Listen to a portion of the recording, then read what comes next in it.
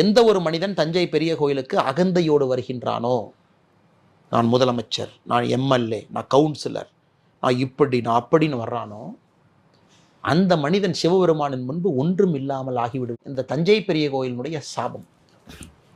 அதற்கு சில அரசியல்வாதிகள் ராஜராஜ சோழன் இந்த கேட்டில் போனார், நம்ம இந்த கேட்டில் போனால் சாபம் நமக்கு ஒட்டாதுன்னு தமிழ்நாட்டில் சில முதலமைச்சர் அதற்கு முன்னாடிலாம் ட்ரை எல்லாம் பண்ணியிருக்காங்க. அவர் ராஜராஜ சோழன் இந்த கேட்டில் நடந்து வந்தார், நம்ம இந்த கேட்டுக்கு போனால் நமக்கு அந்த சாபம் பொருந்தும், அதெல்லாம் விட்டுறலாங்க. அவங்களாம் கடவுளே இல்லைன்னு சொல்கிறவங்க, பட் கேட் எல்லாம் மாற்றியெல்லாம் தமிழ்நாட்டில் சில முதலமைச்சர்கள் அப்படியெல்லாம் போனாங்க. அதெல்லாம் சரித்திர சான்று இருக்குது. அதனால் அகந்தையோடு இல்லாமல் நம்முடைய கடமையாக இதை நான் பார்க்கின்றேன். ஒரு தமிழ் சமுதாயத்தில் பிறந்த ஒரு மனிதனாக ராஜராஜ சோழன் அன்னைக்கு அவர் இல்லை அப்படின்னா இன்னைக்கு தமிழ் சமுதாயத்தினுடைய வாழ்க்கை மாறி இருக்கும், பாதை வேறு பக்கம் போயிருக்கும், குறுகி இருக்கலாம்.